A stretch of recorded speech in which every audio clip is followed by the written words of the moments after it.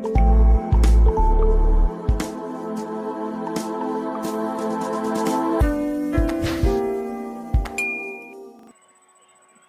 primeiro abre sua câmera aí, Rafael, que o pessoal também quer te ver. É porque estava demorando aqui a carregar. Desculpa.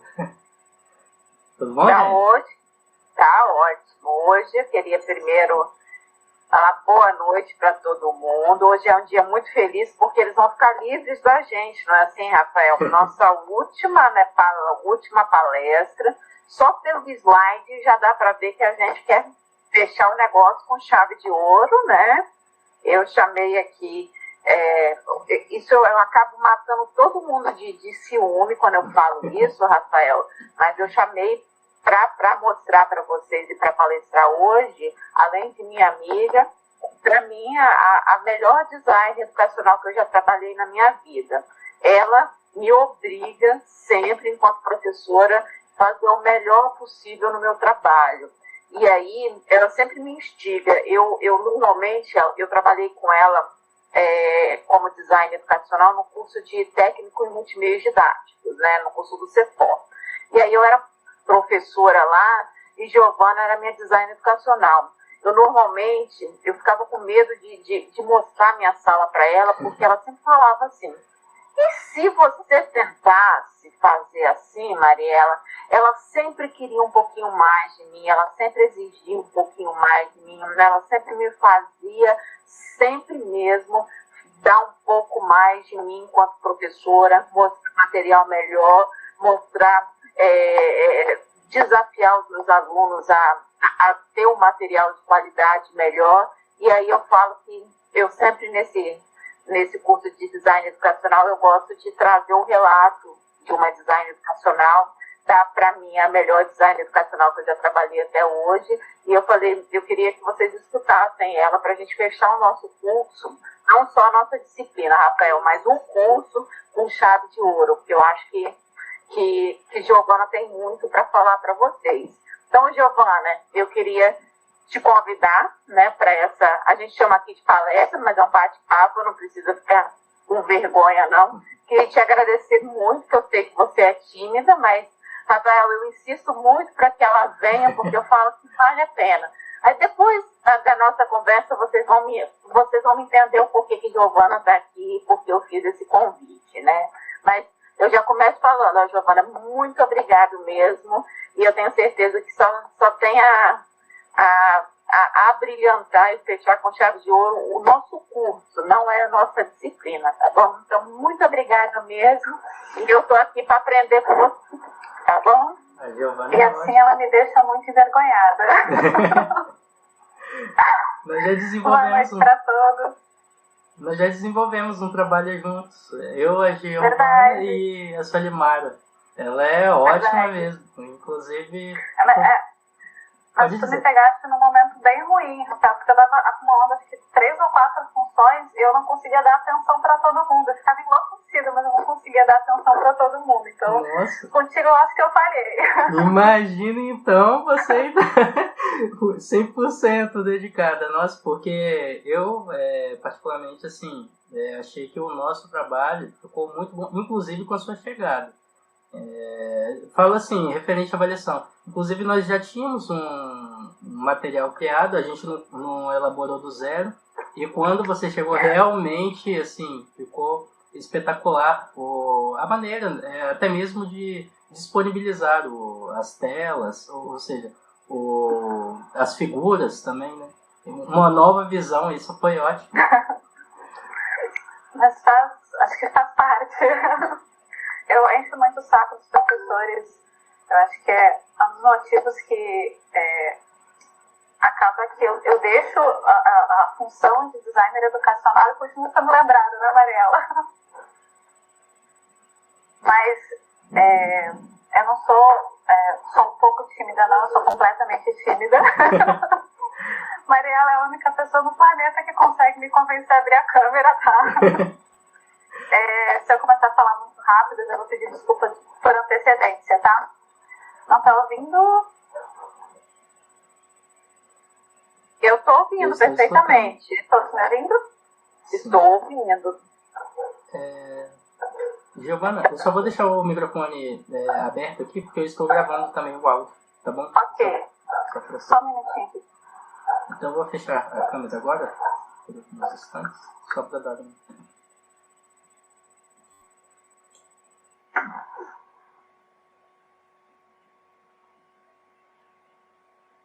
Ok, Gi, pode começar, então. Deixa eu começar à vontade.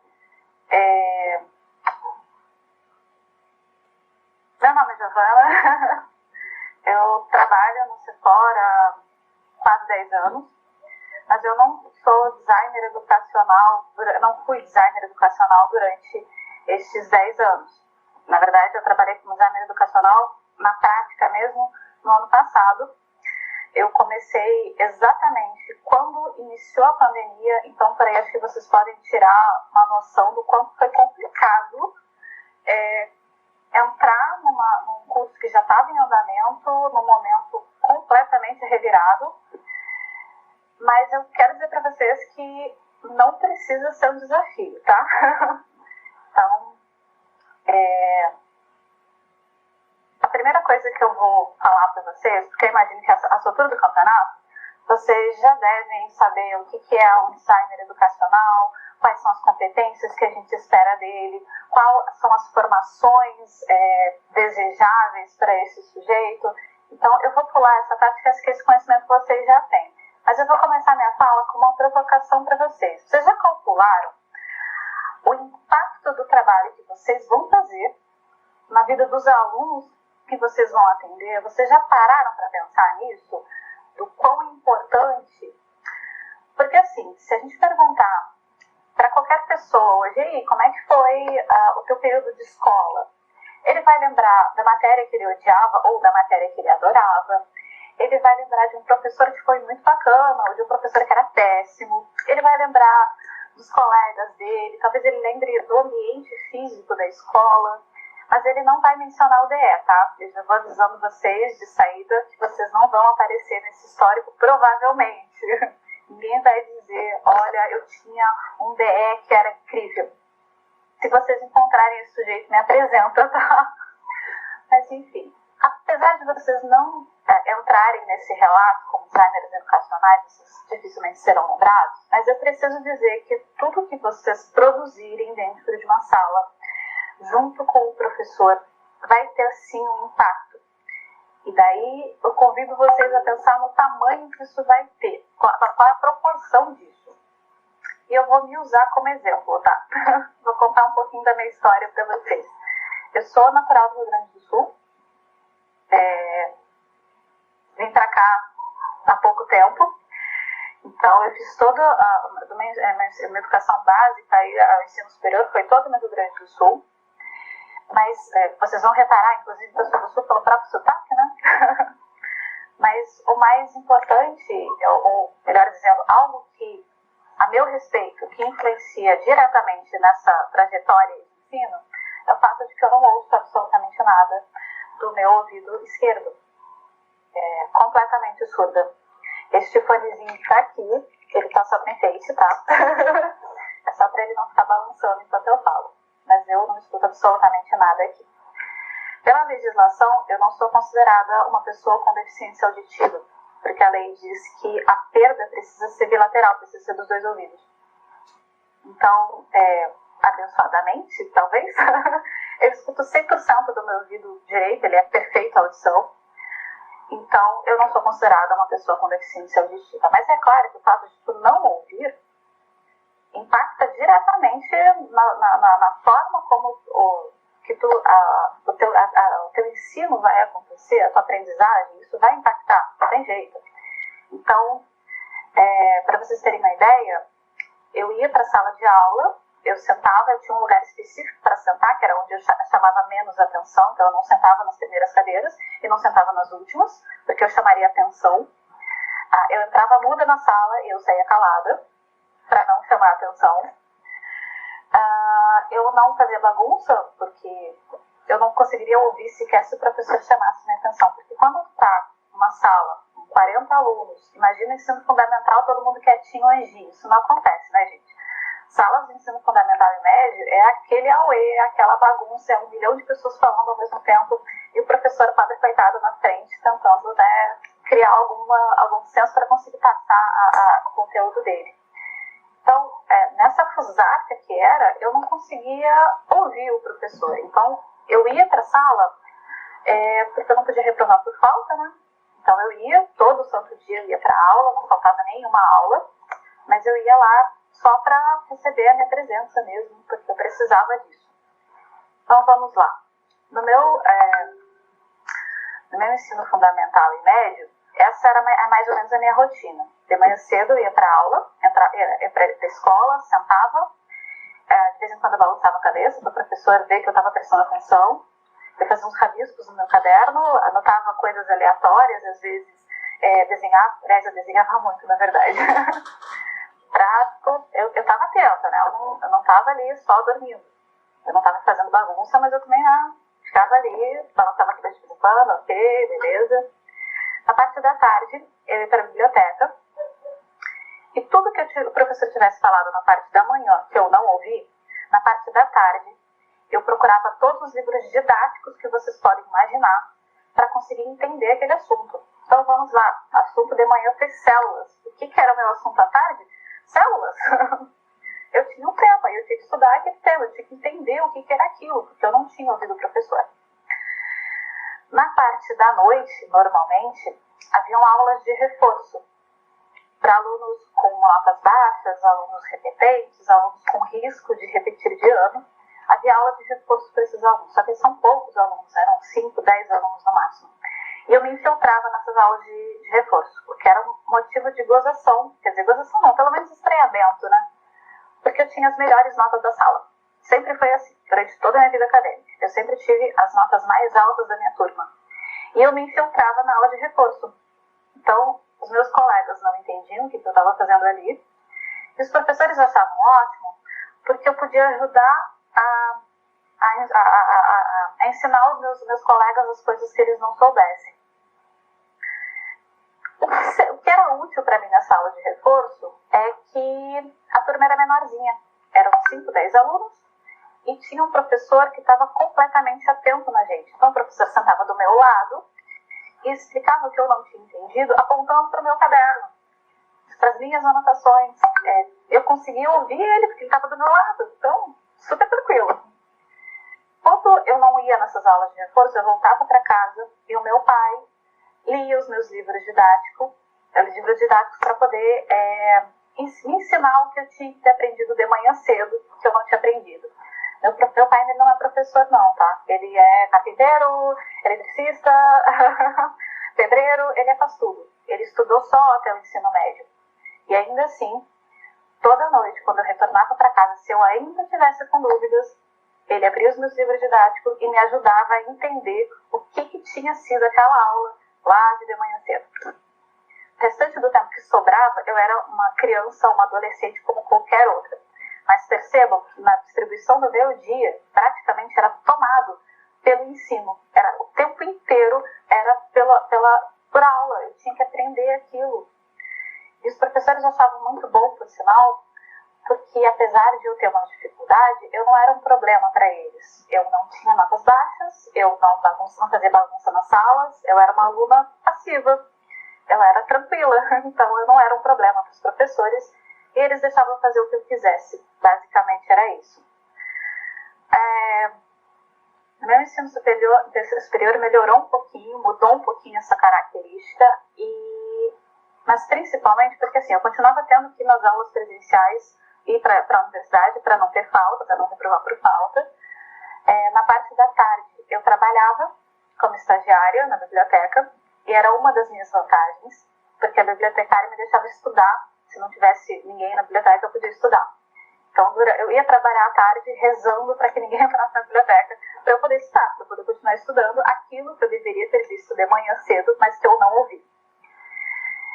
Na parte da tarde, da parte da noite, normalmente, eu transcrevia as minhas aulas. E daí, vocês devem estar perguntando, como assim? É que na graduação eu tive acesso a um negocinho que hoje é muito comum, sabe? Celular.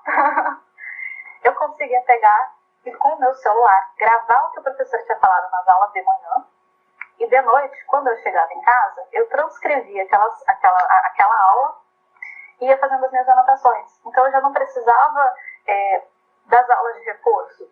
Eu não precisava mais do meu pai me ajudando, porque agora eu podia ter acesso ao que o professor tinha falado através de um celular, que é uma coisa tão banal, né? Mas salvou a minha graduação, celular.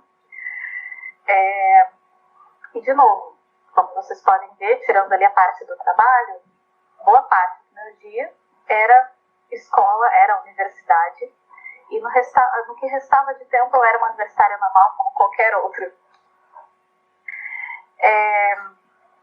Se a gente for contar a quantidade de anos, cada um desses níveis, deu 17 anos. Durante 17 anos eu fui para uma escola, eu sentei na minha mesa, e durante 17 anos eu não ouvi o que o professor tinha para falar. Então eu costumo dizer que durante esses 17 anos eu estava na escola pura e simplesmente de corpo presente. Eu estava lá porque eu era um número. E não adiantava dizer para o professor que eu não ouvia de um ouvido, que eu tinha dificuldade quando ele falava baixinho, porque eu tinha dificuldade quando a turma inteira, os 40 alunos, falavam ao mesmo tempo. Isso não fazia diferença, porque ele tinha uma turma e tinha mais outras 3 turmas. No final de uma semana ele já não lembrava mais. Então, eu não posso culpar o professor, eu não posso culpar os meus colegas. Era o jeito que eu tinha de me virar. Mas a verdade é essa, durante 17 anos eu fui para aula como um corpo presente. Eu era só mais um número. O que mudou foi que eu passei no concurso público para o IFES, vim para o Espírito Santo para trabalhar aqui. E eu fui lotada pela minha formação, eu fui lotada no setor. Eu fui trabalhar produzindo mídias para educação à distância. Eu descobri coisas interessantes. E a primeira delas é que na educação à distância viu mais pessoas trabalhando ali. Não era só o professor e os alunos, né? Era o professor e o tutor presencial, e o tutor à distância, e o designer educacional. Tinha mais gente trabalhando. E isso era muito nítido nas coisas que a gente produzia. Porque era uma equipe trabalhando para que algo muito legal chegasse para o aluno. E eu imaginava que esse aluno tinha bem menos dificuldade do que eu tinha. E por conta disso eu resolvi fazer uma especialização. Até a graduação eu confesso que eu achei que, eu consegui resistir bravamente até a graduação. Daqui eu parei, acabou trabalhando 8 horas por dia. Quem é que consegue arranjar tempo para transcrever a aula? Não tem como, gente. Então, eu resolvi fazer minha especialização, mas eu resolvi fazer minha especialização EAD. E daí, o mundo se abriu. Tudo melhorou. E sabe por que melhorou? Porque eu podia finalmente ser uma aluna ativa. Eu podia entrar dentro de uma sala de aula e eu podia conversar com os meus colegas, porque eu ia ouvir as respostas deles. Se eu tivesse dúvidas, eu podia interagir com o meu professor, eu podia questionar ele sobre alguma coisa, porque eu não dependia de ouvir a resposta dele. Eu podia pegar um vídeo, que também deve parecer uma coisa super banal para vocês, mas eu podia aumentar o volume. Gente, aumentar o volume para mim é vida. Porque talvez seja uma coisa super tranquila para vocês. O volume está um pouquinho baixinho, mas se eu forçar eu consigo ouvir. Eu não ouço, gente. Então, poder aumentar o volume para mim é vida. E eu consigo fazer isso, porque existem videoaulas. Mas o som está muito baixo e eu realmente não escuto. Eu posso acessar as legendas, porque aparecem as legendas nos vídeos. Eu consigo ler os textos e consigo trocar informações com os meus colegas. Porque tudo isso está dentro do ambiente virtual. E eu posso flexibilizar o meu horário de estudo. Lembra que eu disse que a maior parte do meu dia antes era ocupado com a educação? Agora eu não preciso ocupar o meu dia inteiro com a educação, porque eu não tenho mais que tampar o buraco da aula que eu estava só de corpo presente. Dessa vez eu estou dentro do ambiente virtual, eu sou uma aluna ativa. Eu consigo, naquelas 4 horas, 5 horas que eu tenho disponível por semana, aliás, por dia, eu consigo realmente ser uma aluna. Eu consigo aproveitar a minha aula 100%. Então, a especialização, a educação à distância para mim foi incrível, porque eu comecei uma, em seguida eu terminei e já comecei a outra. Imagino que tem muita gente aí que também faça isso, né? A educação à distância, ela permite isso. E uma das coisas que me chamou muito a atenção, eu trabalhava com educação à distância, e a partir do momento que eu entrei como aluna de educação à distância, eu disse assim, gente, é um mundo completamente diferente. Eu tenho 17 anos como aluna, sem saber o que estava sendo dito na sala, apenas balançando a cabeça de vez em quando para fingir que eu estava entendendo. E eu tinha 3 anos de especialização que era completamente diferente. O aproveitamento era muito maior. Eu não precisava me desdobrar tanto para ter boas notas. E eu fui compreendendo que o que fazia essa diferença, claro, era o professor. Eu tinha bons professores também antes, né, mas no ensino presencial. Mas o que fazia uma grande diferença na educação à distância era o fato de que existia alguém junto com esse professor falando, e se fosse diferente? E se fosse melhor, se fosse maior? E este cara era justamente designer educacional. Qual foi a minha primeira conclusão? Eu quero essa ideia também. Eu quero ser essa pessoa que vai pensar nesse conteúdo para que quando ele chegue no aluno, ele seja perfeito. Ou para que o aluno tenha o maior aproveitamento possível. Eu quero ser essa pessoa que vai pensar no aluno, mas não naquele aluno padrão, naqueles 40 alunos padrões que eu tenho dentro da minha sala que eu tenho que prestar atenção. Não. Eu quero ser aquela pessoa que, de forma individual e carinhosa, eu quero planejar junto com o professor esse conteúdo para estes alunos, para que eles sintam, assim como eu senti, que aquela sala de aula me pertencia, que finalmente eles são alunos e que eles têm a total atenção da gente. O tutor é importante, tá? Vou falar isso já agora. O tutor é importante, mas o próprio desenvolvimento das tarefas do tutor se torna muito mais fácil, muito mais simples, quando tem um design educacional trabalhando junto com o professor para tornar esse caminho mais suave. Então, para mim, designer educacional é o sujeito. E quando eu decidi que eu queria ser designer educacional também, eu me deparei com alguns problemas. Vocês já devem ter ouvido esse tipo de coisa. Quando o professor diz, ou mesmo nós mesmos dizemos isso, que os alunos eles não querem aprender, que eles não se dedicam, que eles não sabem ler ou escrever, ou que o professor não tem didática. Essas coisas a gente costuma ver, acredito que todos vocês já ouviram isso pelo menos uma vez na vida. E eu gostaria de saber se realmente é dessa forma. Vamos pensar de outra forma? Os alunos não querem aprender, mas eles jogam videogame, né, gente? Se vocês jogam videogame também, vocês já devem ter percebido que videogame é puro raciocínio lógico. Tu precisa descobrir quais são as ferramentas para te passar de nível. Tu precisa, se tu estiver jogando em dupla, tu precisa gerar um compartilhamento de informação e de tática para avançar. Tu precisa descobrir como aquilo funciona, ou mesmo criar os teus próprios universos para te conseguir avançar. Então, como assim um aluno não aprende? Mas ele joga videogame. Videogame é a melhor, a forma ilustrada de aprendizado, é isso. Porque tu consegue, num jogo, e dificilmente, quando alguém começa a jogar, simplesmente larga depois da primeira, a gente fica insistindo.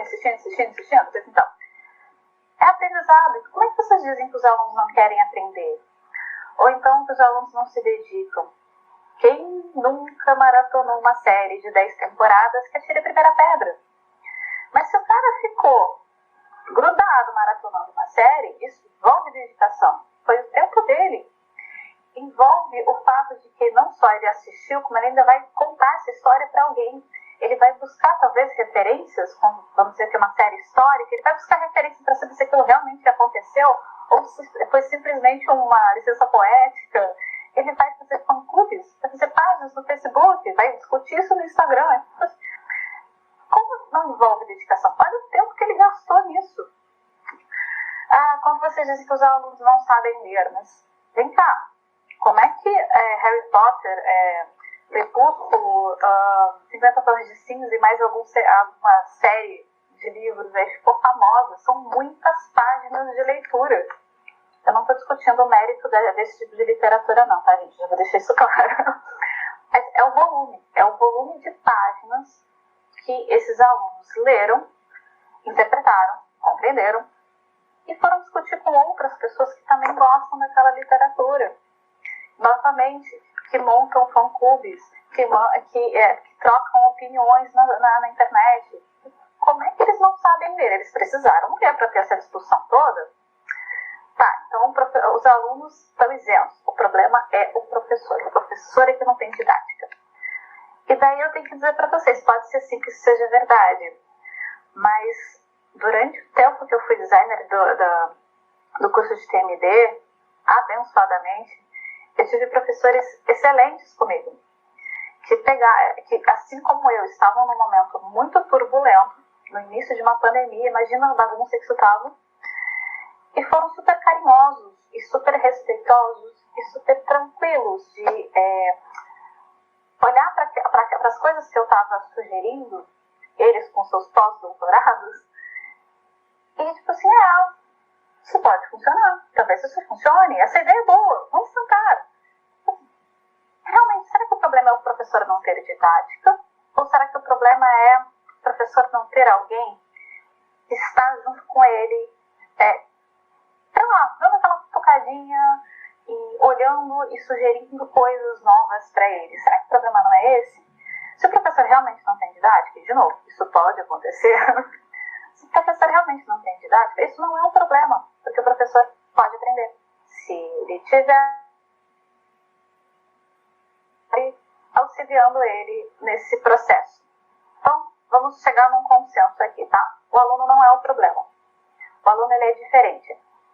Os alunos são diferentes entre si. Eles têm particularidades, eles têm habilidades, eles têm dificuldades diferentes uns dos outros. Mas isso não é um problema. A diferença nunca é um problema. A diferença é só justamente aquilo que a gente precisa entender como funciona para poder alcançar esse aluno mais rápido. O aluno não é um problema. O professor não é o vilão. O professor é difícil, o professor não me deixa conversar com ele, o professor não aceita as minhas sugestões, o professor não tem didática e não percebe isso. Tudo bem. Mas, de novo, é o trabalho do designer educacional chegar nesse professor e encontrar um caminho. Eu lidava com mais ou menos 6 professores por bloco, se não me engano, em TMD. Vocês acham realmente que eu conseguia falar com Mariela e falar com Rafael da mesma forma? São pessoas diferentes, interagem de forma diferente, possuem dificuldades diferentes. Eu vou ter um professor que entende tudo de tecnologia e vou ter um professor que não entende nada. E eu tenho que dar atendimento para esses 2 professores. Nenhum deles é vilão. O fato de um não saber tecnologia não torna ele um vilão, não torna ele um problema. É simplesmente a minha forma de... desculpa, Rubens, TMD é o curso técnico em multimeios didáticos, que era onde eu trabalhava como designer educacional. Eu estou aqui falando TMD, desculpa. Então, eu vou ter professores que, se eu sugerir que ele crie uma imagem, ele vai resolver o assunto. E eu vou ter professores que eles não têm a menor noção de estética, que não vão nem saber que cores entregar para começo de conversa. E eu vou ter que dar atendimento para esses 2 professores. Eu não posso simplesmente sugerir imagem para quem já sabe fazer imagem e para quem não sabe eu deixo de fora. Eu não posso lidar, as minhas sugestões não podem estar pautadas nas habilidades dos professores. Eu tenho que me aproveitar das habilidades que eles têm, mas eu não posso me pautar só nisso. Então o professor não é o vilão. O professor, assim como o aluno, eles são diferentes. E a gente, como designer educacional, a gente tem que lidar com todos eles, com muito carinho, e tentando descobrir rotas para se aproximar desses professores. Então, o aluno não é problema, o professor não é vilão, mas o DE, ele pode ser sim parte da solução. E como a Mariela já adiantou, eu sou partidária de que o DE, além daquelas explicações teóricas que vocês já devem ter visto, eu acho que o DE é o cara do e se. O DE é o cara que vai chegar para o professor e vai dizer: e se esse texto que está aqui, a gente destacasse em vermelho para poder ter mais chamar mais a atenção do aluno. Esse texto é importante, esse textinho aqui é importante. Vamos colocar em vermelho para aumentar? Ou chamar a atenção do aluno?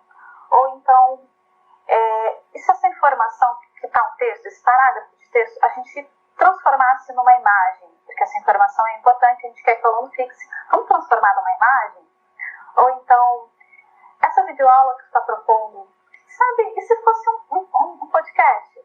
Porque numa videoaula fica um pouco, né, travado, um pouco congelado, talvez, né? Então, no podcast tu vai te sentir mais tranquilo, tu vai estar falando, pode conversar, vai ser um pouco mais dialogada com a aula, tu vai ter um roteiro de qualquer forma, mas vai ser mais tranquilo. Quem sabe a gente faz um podcast? Ou então, sei lá, ao invés de tu pegar um artigo PDF de 30 páginas escrito por um terceiro, com aquela linguagem bem formal, e se tu fizesse um recurso livre do Moodle com as tuas próprias palavras, explicando aquele conteúdo de uma forma mais dialogada, porque afinal de contas, tu está produzindo material para o teu aluno. Professor, por que não fazer um recurso livre? É autoral, é legal isso. Os alunos percebem essa diferença. Professor, e se o aluno aprendesse esse conteúdo que é tão chato, é um conteúdo ruim de estudar? E se a gente fizesse um jogo para que o aluno aprendesse jogando de uma forma muito mais lúdica? Assim, e se a gente fizesse isso? Isso aqui que eu trouxe para vocês são só exemplos, tá, gente? Eu sou a rainha dos e se. Como a Mariela mesmo já falou, eu entrava na sala dela e a sala dela era ótima. Mas eu entrava na sala dela e assim, se a gente tentasse uma outra forma? Se a gente colocasse isso aqui dessa forma? Ou e se a gente acrescentasse tal coisa? Ou então, até acho que pela própria afinidade que a gente acaba criando com os professores, eles chegam perguntando, eu posso fazer tal coisa? E a minha resposta era sempre, a gente pode fazer isso e pode fazer também tal coisa. A gente consegue isso, a gente constrói isso nessa base dessas alfinetadinhas, mas não é uma alfinetada ruim não, tá, gente? É aquela cutucadinha amiga, tipo, vamos fazer diferente, vamos fazer melhor, isso tá legal, ou tipo, né, tá meio confuso, mas isso tá bacana. Mas será que a gente não consegue expandir isso para ficar mais legal? O papel do DE é esse e se? Rubens, eu já te respondo, tá? Mas assim, vocês vão ser só aquelas pessoas que vão chegar e dizer para o professor, faça tal coisa? Eu realmente espero que não. O professor é o dono da sala, ele é quem manda, é quem decide o que entra e o que sai, mas vocês serão as pessoas que vão instigar esses professores a fazerem melhor. Só que não basta simplesmente jogar um saco de batata em cima desse professor e dizer, se vira para descascar, né? Eu espero que vocês sejam essa pessoa aqui. A pessoa que diz, não é melhor se fosse vermelho, mas também diz, olha, talvez se fosse um pouquinho maior. Tem que ter contraste por conta dos alunos com deficiência visual. Essa fonte não é legal, a leitura é ruim. Ou então, que ajuda para a aula de escrever? Eu achei um tutorial do Canva, né, para imagem, eu achei um tutorial do Canva que vai te ajudar. Ou então, já vou falar do Anchor? Anchor é um aplicativo legal. Vamos usar esse aplicativo? Eu acho que tem um tutorial aqui legal. Ou então, vamos entrevistar um especialista? Claro que tu entende desse assunto. O professor é um anfitrião, mas e se a gente chamasse outra pessoa para trazer um outro ponto de vista que vai enriquecer as aulas do conteúdo para esse aluno? Olha que legal. Também vai ser aquele cara que vai chegar num determinado recurso e vai começar a apontar os problemas, digamos assim, né? Olha, eu vi que tu colocou aqui uma citação legal, mas tu não colocou de onde ela saiu. Essa informação é importante. Vamos colocar? Olha, esse assunto é interessante. Por que a gente não coloca um interlink para que o aluno entenda que esse conteúdo de aula, de sala de aula que ele está vendo, ele existe no mundo real? Que lá fora da escola, essas coisas existem. Quem nunca se perguntou para que se usa matrizes matemáticas até hoje? Faltou isso, faltou esse hiperlink de trazer esse conteúdo da sala, fazer um hiperlink com algo que está acontecendo, que é real, que a gente vive no nosso dia a dia. Vamos trazer isso para a sala de aula através dos links. Tem que fazer um jogo, tem que fazer uma mídia diferente. Opa, mídia diferente envolve tempo. Sim, gente. Vai ser a pessoa que vai ficar cobrando prazo. E por que ele cobra os prazos? Não é porque ele é o chato, não, tá? DE cobra prazo porque ele tem a noção geral, a global do que vai ser oferecido. Então ele sabe, se eu demorar demais para fazer essa mídia, não vai ter tempo para aquela outra mídia. E lembrem-se, eu preciso atender todos os alunos, eu preciso atender todos os professores, e eu vou ter mecanismos diferentes para entrar em contato com todos eles. Então eu preciso, como DE, me organizar para que tudo aconteça dentro do prazo, para que eu não atrase, para que eu não deixe de atender um professor porque eu atrasei a demanda com outro. Então o DE vai ser o cara que vai cobrar prazo, sim, mas pensando que tudo corra da melhor forma possível.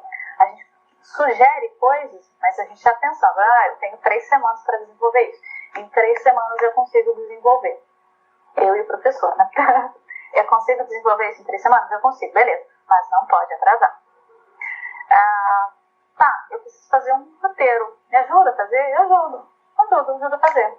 Precisa traduzir para Libras, porque eu tenho alunos com deficiência auditiva, ou então o contrário, eu não tenho.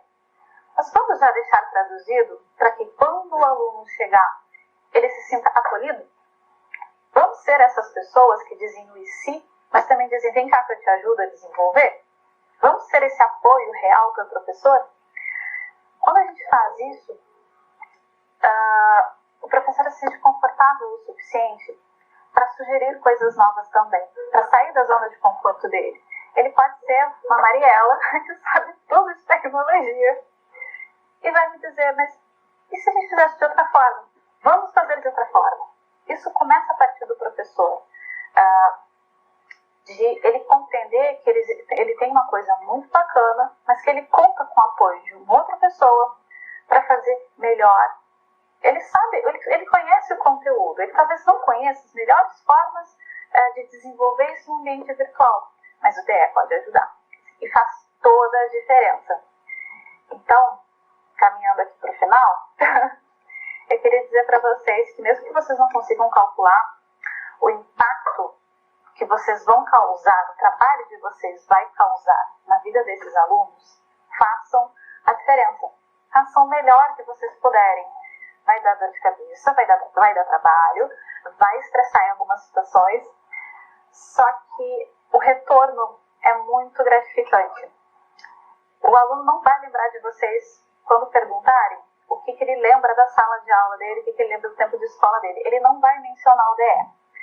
Mas enquanto vocês estiverem trabalhando, e o professor chegar para vocês e dizer, olha só, sabe aquela mídia que a gente fez? Os alunos adoraram. Olha, isso também é elogio para o DE, viu? Quando o coordenador de curso chega para ti e diz, olha só, assim, os alunos estão respondendo, eu achei que eles não fossem nem prestar atenção naquela mídia, e está dando um super resultado, eles estão lá, enlouquecidos no fórum, falando sobre aquilo, deu super certo. Aí tu pensa, que bom, foi legal, está funcionando. Quando a gente produz alguma coisa e que dá esse resultado, o nosso impacto é positivo. Então, meu desejo para todos vocês é se dediquem muito a fazer a diferença na vida desses alunos, mesmo que vocês não sejam vistos por eles, seja um impacto positivo. Porque talvez daqui a alguns anos, um ex-aluno de vocês pode estar falando para vocês, dizendo que vocês fizeram toda a diferença, assim como os designers educacionais dos cursos que eu fiz foram essenciais para que hoje eu esteja falando com vocês. E que acaba refletindo também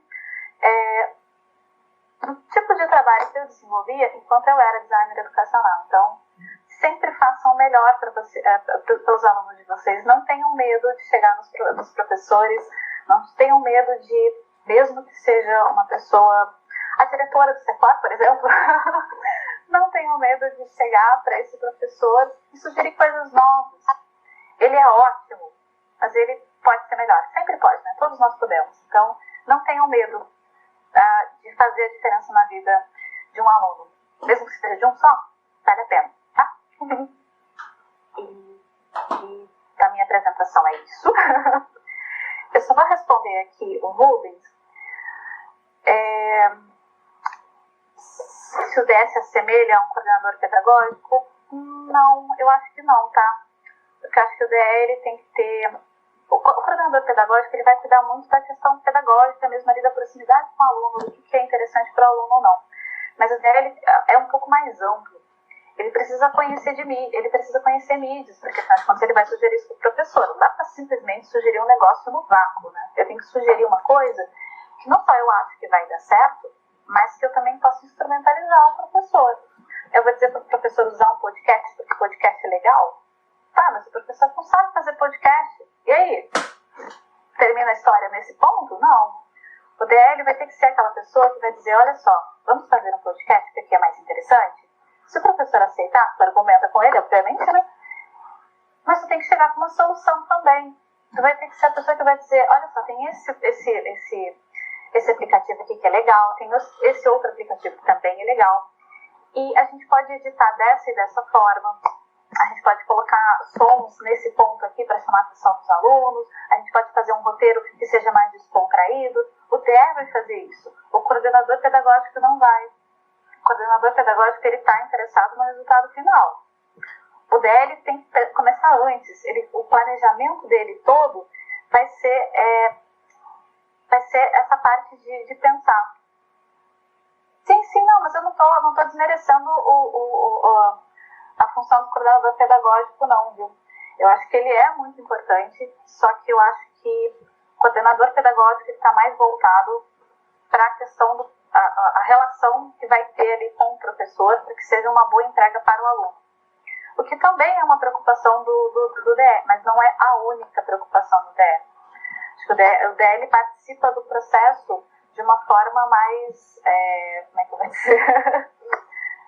Não chega a ser mais pé no chão, mas acho que exatamente, é bem mais amplo. Você tem que pensar em tecnologia, você tem que pensar no alcance que isso vai ter, você vai ter que pensar na questão de acessibilidade, você vai ter que pensar em questões de própria... tem que ser autoral. É interessante que seja autoral para benefício do professor, mas também para acessar o aluno. Você vai pensar em outras coisas, muito mais do que simplesmente a questão pedagógica. A questão pedagógica é importante, mas o DL vai ter outras preocupações também. Então, a minha formação é em artes. Eu fiz mestrado em design gráfico. Então, quando eu entro numa sala, a minha primeira preocupação é sempre visual, porque é a minha formação. Eu começo a ajustar a sala. Olha, isso aqui não está legal, vamos puxar para cá. Isso aqui tá um pouco ali, a hierarquia visual não está legal, vamos ajustar. A minha primeira preocupação quando eu entro numa sala é essa. Eu não tenho formação pedagógica. E isso não me torna uma designer educacional ruim. Em compensação, imagina um coordenador pedagógico que não tivesse nenhuma noção de pedagogia. Seria uma desgraça, né? Então, por isso que eu digo assim, o DE ele é mais amplo, a preocupação dele é mais ampla, mas é importante também, tá? Não estou desmerecendo o coordenador pedagógico. Mais alguma pergunta, gente?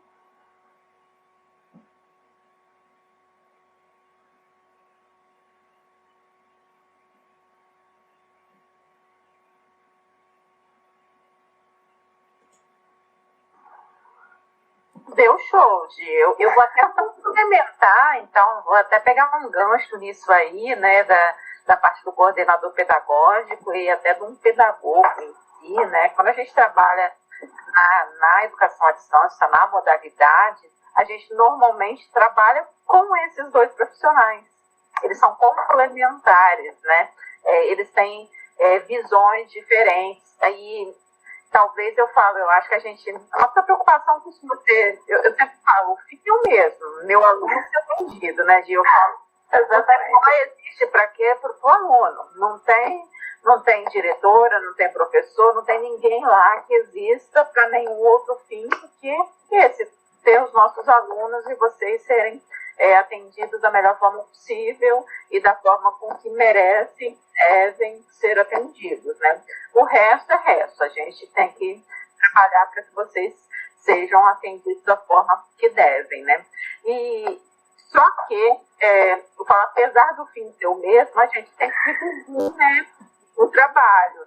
E aí eu vejo o pedagogo com um trabalho mais voltado até para a aprendizagem do aluno, às vezes até dando um retorno, um apoio para o DE, para o professor, está acontecendo essa aprendizagem e a gente trabalhando na outra ponta, tentando até remediar e melhorar esse processo, eu vejo como sendo até complementar, assim, é só até ajudando nessa questão, mas eu sempre vejo como sendo necessários. Eu falo que a diferença da educação à distância, né, para o que a gente está vivendo hoje em dia, em tempo de pandemia, que todas as escolas estão vivendo. Aqui no IFES a gente chama de APNPs, que são essas atividades pedagógicas não presenciais.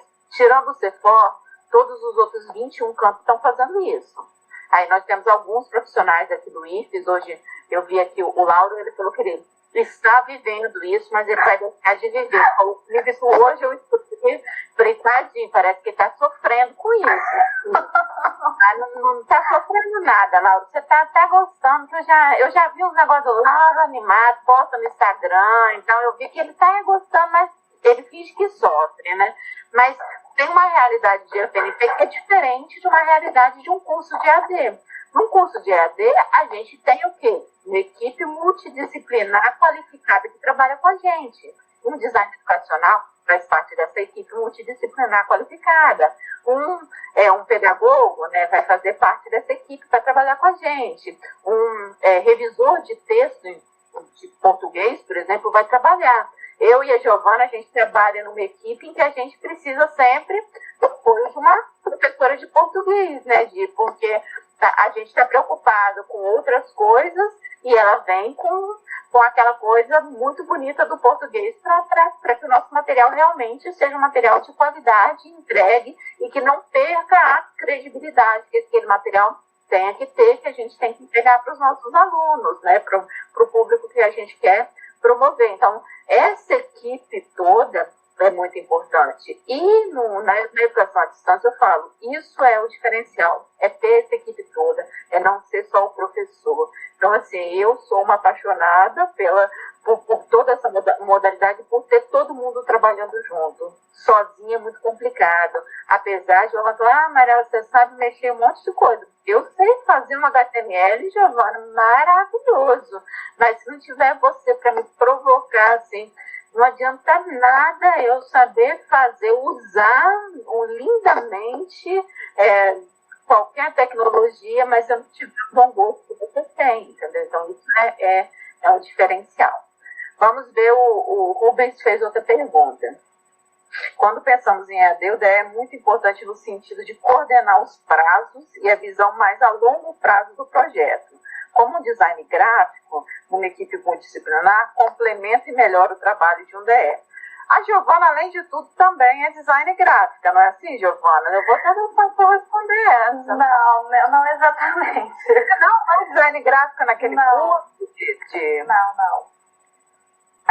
Eu fiz algumas coisas, porque acaba sendo, como eu trabalhava na CGT, acaba sendo função, né? Então, meu mestrado foi nisso, foi justamente em tornar essa interface mais agradável para o aluno, mais interessante. Eu quero que o aluno entre dentro da sala e tenha a mesma sensação de quando ele coloca o videozinho dele no Netflix para tocar. Eu quero que ele não queira sair dali. Eu quero que ele pegue os materiais que a gente produz e comece a ler aquele arquivo e não se importe que tem 40 capítulos. Eu quero que ele leia querendo saber o que acontece no próximo. Então, quando tu começa a pensar com essa visão do eu quero que o aluno fique dentro da sala, mas não porque ele é obrigado ou porque ele precisa estar ali um par de tempo para não ser reprovado, eu quero que o aluno fique dentro da sala porque ele acha aquilo o máximo.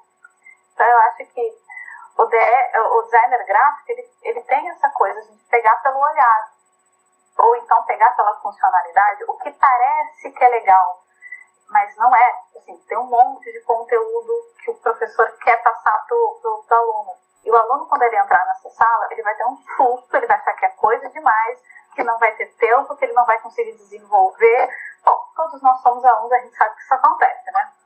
O designer gráfico vai ser aquele sujeito que vai dizer assim, como é que eu posso distribuir esse conteúdo de forma que não pareça que é tanta coisa? E daí o aluno entra naquela sala, vê a dúzia de tópicos e pensa, a semana tá pequena. Então, o designer gráfico, ele ajuda nesse ponto. A gente tem uma visão de projeto, e de layout, que é muito importante, a forma como a gente organiza a informação. E se esse designer gráfico estiver trabalhando como designer educacional, que daí a preocupação dele realmente é como o aluno vai ter acesso àquele conteúdo, eu acho que ajuda, tá? Não vou dizer que é ruim não, tá? Mas o que eu aprendi como designer gráfico foi na lida, foi trabalhando dentro do setor, porque a minha formação não é como designer gráfico. Eu aprendi fazendo. E aprendi com uma equipe, justamente porque eu trabalho com uma equipe de designers gráficos, com formação em designer gráfico, né? Que são excelentes designers, são excelentes designers educacionais também, e entendem muito de educação à distância. Então, era um aprendizado constante estar nessa equipe. E eu acho que isso acaba desenvolvendo um pouquinho, ajuda. Mas até para exemplificar, hoje, a gente teve aquele trabalho no livro que nessa disciplina eu disponibilizei para eles, aquele Mídias para EAD, em que eu, enquanto professora, tá, Rubens, eu fiz o livro, né? Fiz no Docs, no Google Docs. Eu, a professora Ivna e a professora Jaqueline. Aí nós fizemos o livro no Google Docs e entregamos para a Juliana e para a Giovana. A Giovana trabalhou enquanto design gráfico daquele trabalho. E a Juliana, ela já teve uma visão até um pouco maior, mas também de design gráfico daquela obra para trabalhar comigo, né? E aí ela me fazia perguntas com um olhar à dificuldade e perguntas que me incomodavam enquanto professora. Um dia ela me falou assim, para que você colocou essa imagem aqui nesse livro? Aí eu falei, por quê? Porque essa imagem te estuda. Ela falou, diz o quê, Mariela? Imagem. Aí eu percebia que aquela imagem que eu coloquei, que dizia tudo para mim, não dizia absolutamente nada, e que a Giovana, às vezes, me perguntava coisas, me perguntava assim, eu vou começar a fazer audiodescrição, lembra que você fez de todo o livro para mim? E aí você também, nessa fase de audiodescrição, você me fez repensar muito daquele material, porque eu percebi que muito daquilo ali não existia. E o design gráfico também me fez, naquele momento, a gente quis criar um livro que fosse com um pouco mais de interação. E não sei se vocês perceberam, vocês interagiram com o livro, sim. Vocês postaram muitas coisas muito legais, inclusive eu e Mariela estou usando para ver filme no Netflix, gente.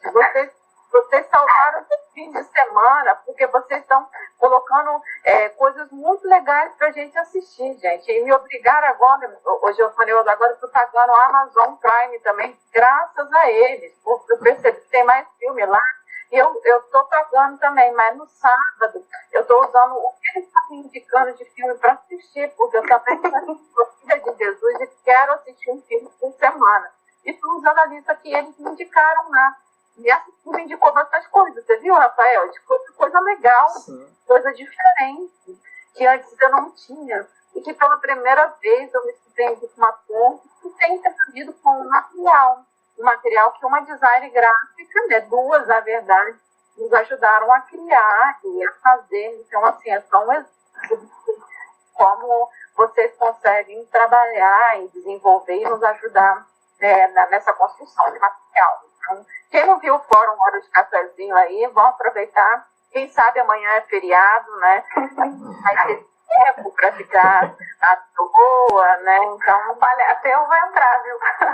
Vou dar uma criadinha. Provando uns negócios assim, realmente, que eu não conhecia e que eu tô gostando. O pessoal aqui tem umas ideias muito legais de filme. Eu já assisti 3 em especial que eu gostei bastante. Espero que esse fim de semana vai ser o 4.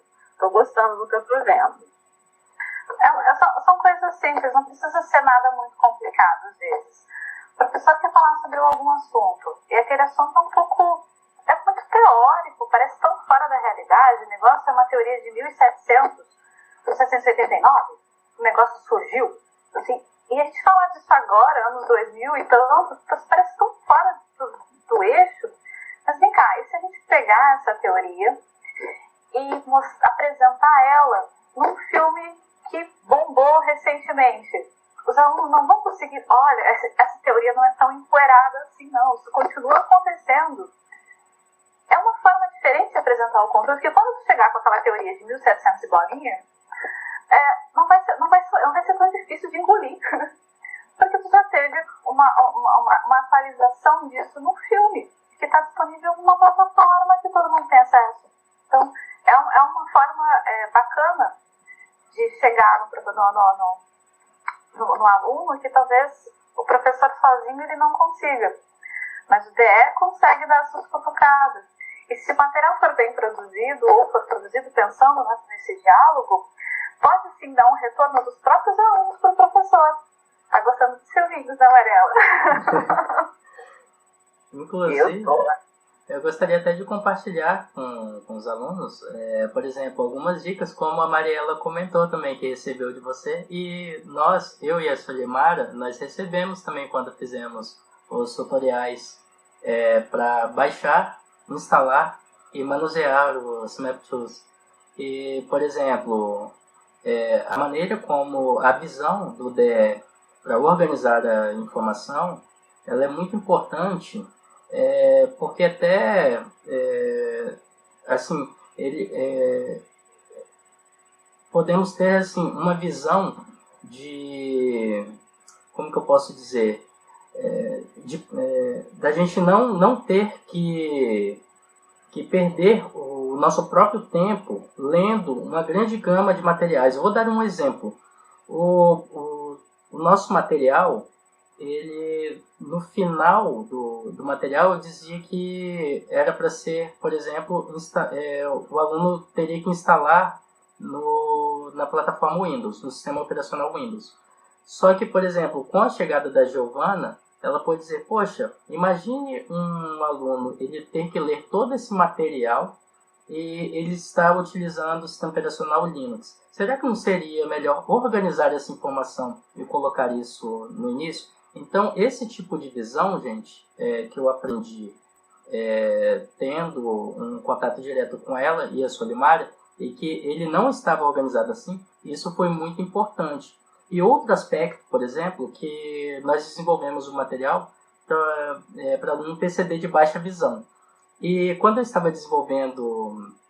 escrevendo, né, algumas partes das telas junto com a Solimara, e eu colocava assim, olha, Mariela, observe o retângulo em cor vermelha.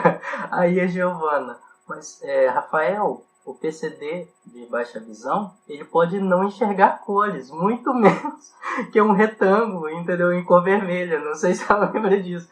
Então isso é muito importante, gente, porque assim, dá uma visão pra gente que não é apenas desenvolver um material só para quem visualiza, só para quem enxerga, e também para o público, para as pessoas que têm dificuldade em enxergar. Então, é nesse aspecto que eu gostaria de colaborar com vocês, só para vocês terem uma ideia. Se tiverem curiosidade para saber como ficou a transição de telas, como explanar, por exemplo, a transição entre duas ou mais telas, aquilo nós não tínhamos no material. Se vocês tiverem curiosidade, vejam lá nos materiais, nos tutoriais escritos, como baixar, instalar e manusear os MapTools que a gente fez com a Giovana. E só ficou com aquela qualidade depois que ela incorporou na equipe, tá bom? Gente, desculpa que eu tô tendo um pouco de dificuldade também para poder falar. É que eu tô recebendo o áudio de lá também. Isso tá me incomodando um pouco. Eu tô com 2 equipamentos aí, eu não sei se vocês notaram. Tentando ignorar. Você tá dando show, não tá fazendo aquele eco igual aquela mulher que ficava eco, não, você tá perfeito. Ninguém tá reparando nada, tá, Rafael? Não se preocupe. Lauro, pode abrir o microfone que eu sei que você gosta, a gente quer te ouvir. Pode falar. O professor gosta de falar, né? O clássico que gosta, né? De falar um pouquinho. Queria começar agradecendo, Giovana. Estou aqui, assim, pensando em milhares de coisas. Quando a Mariela falou, a última vai ser com a Giovana, e vocês vão entender por que ela vai ser a última, assim. E realmente foi muito, muito bom, muito mesmo. Muito obrigado. Eu queria fazer uma pergunta, assim. A Giovana acabou tocando nesse assunto ao longo da fala dela, mas até um pouco do que o Rafael disse agora, né? Quando ele trouxe o exemplo do PCD, né, do retângulo vermelho. Eu queria, assim, ouvir da Giovana, que ela teve 17 anos de não estar na escola, né? Que ela estava e não estava, né, nesse momento, né, de não ouvir o professor e não interagir. Hoje, como DE, como é que ela percebe ela, Giovana, produzindo materiais? O que é? Porque assim, não dá pra gente separar o produtor do produto, né? Então, se você pudesse pensar assim, o que você acha que o material, o que essa sua experiência de 17 anos hoje repercute nos materiais que você produz? Sendo bem honesta, eu acho que esse é um dos motivos de eu pegar tanto no pé dos professores. Porque eu trabalho com professores incríveis. Se eu deixasse eles trabalhando quietinhos na deles, eles produziriam coisas muito legais. Trabalho de DE, a maior parte dos professores que eu tive acesso, é super tranquilo, gente. Eles produzem tudo, eles fazem tudo sozinhos. É preocupação zero. Só que eu sei que pode ser mais legal. Eu sei que pode ser mais atraente. E eu sei que existem coisas, às vezes são detalhezinhos, como o Rafael falou. É um retângulo na cor vermelha. Clique no retângulo da cor vermelha. Mas espera aí, se eu não estou enxergando o retângulo, muito menos que ele é vermelho, eu não tenho como clicar. E se eu não clicar ali, eu não consigo ir para o próximo passo. Então, acho que o fato de ser uma outra pessoa olhando e procurando, não é nem procurando falhas, tá? Mas é assim, onde é que a gente pode melhorar isso? Eu acho que é uma preocupação que tiveram comigo quando eu entrei na educação à distância e que eu gostaria de ter também com as outras pessoas, de devolver isso, sabe? Foi tão bacana eu me sentir acolhida quando eu entrei na educação à distância que eu gostaria de verdade que todo mundo ficasse assim também. Eu gostaria que todo mundo entrasse numa sala e sentisse que aquele conteúdo foi pensado para ele, foi, aquele aluno vai gostar disso. Gente, é claro que não, né? A gente planeja as aulas, às vezes nem saiu o edital para o curso ainda, a gente nem sabe quem vai ser os nossos alunos. Mas a gente quer que quando esse aluno entre, ele abra a sala, a primeira vez que ele entrar no AVE, ele diz, uhul, que sala legal. É isso que a gente quer. Eu acho que o fato de ter ficado 17 anos de corpo presente na sala, sem conseguir interagir com os meus colegas, que é o básico, né? Interagir com o coleguinha do lado é o básico. Eu não conseguia fazer nem isso. Então, o fato de que agora eu tenho poder para fazer diferente, eu acho que é um negócio que me faz também fazer sempre melhor, de produzir melhor, de tentar coisas novas. E a gente acaba criando uma proximidade muito grande com alguns professores, afinidade mesmo, tá? Não é nem relação profissional, é questão de afinidade. Eu sei que se eu chegar para a professora Larissa e propor para ela um negócio muito louco, ela vai aceitar. E o fato de ela ter aceitado essa coisa muito louca significa que nós duas vamos aprender juntas e vamos entregar para o aluno uma coisa muito legal, mesmo que dê errado. Vai ser um negócio muito legal, porque nós duas estávamos muito empolgadas com aquilo. E assim como a professora Larissa, tem outras professoras também, tá, gente? Não é só isso. A Larissa é que me passou na cabeça agora, mas... Então, eu vou ter professores que eles vão comprar as ideias mais malucas que eu tiver, contanto que eu consiga provar para eles que isso vai fazer toda a diferença para o aluno. E eu estou falando isso também como alguém que já foi aluna. E eu podia até ter um professor que era ótimo, mas eu não ouvia ele, gente. Como é que era? Ele era ótimo, a didática dele era perfeita, os alunos adoravam, os pais amavam, a diretoria da escola fazia festa para esse professor, mas eu não ouvia nenhuma palavra do que ele dizia. E aí? Então, acho que ter essa vivência de 17 anos de nada, de corpo presente numa sala de aula, e ter começado a minha vida profissional no CEFOR, não em nenhum outro lugar, mas no CEFOR especificamente, trabalhando com educação à distância, e ter ganhado, entre aspas, esse poder de fazer diferente, eu acho que é uma coisa que me faz acordar todos os dias muito feliz, tá? Então, eu acho que é o que eu desejo para vocês também. Produzam sempre pensando melhor, o que vocês podem fazer de melhor por esse aluno. Porque mesmo que ele não veja, vocês acreditem, vocês fizeram a diferença. E complementando, Nadia, eu acho que eu vi nesse seu relato uma coisa que eu achei muito legal lá no... Só para que vocês entendam, vocês estão num curso onde a gente nós não estamos atendendo no curso de vocês nenhum aluno surdo. Mas no técnico, eu falo, né, todo mundo tem favor, né, não, se eu vou atender alunos surdos, a gente não, a gente comemorou.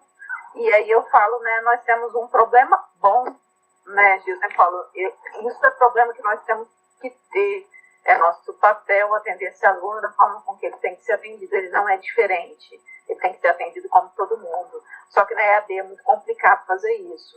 E aí a gente convidou, tá, vamos começar e vamos atender. Como?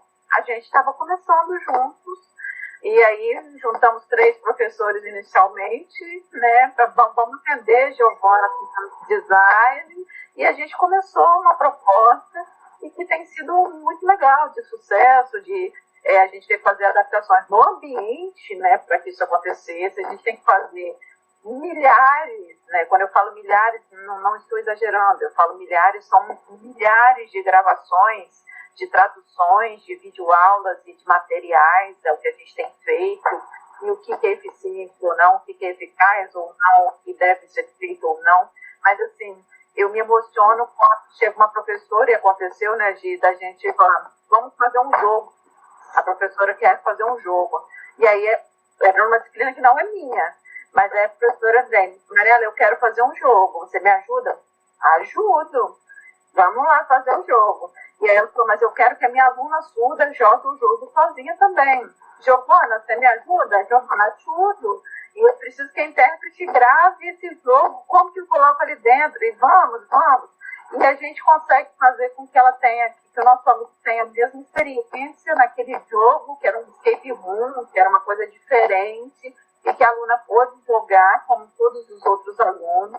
E era uma aluna só. Aquilo foi um mês de trabalho gigantesco que deixou a gente muito louco e que eu só soube assim, quando terminou a aula, a professora mandou só para mim assim, Mariana, a aluna chorou e mandou agradecer. Eu falei, ganhei minha vida, eu ganhei meu vez.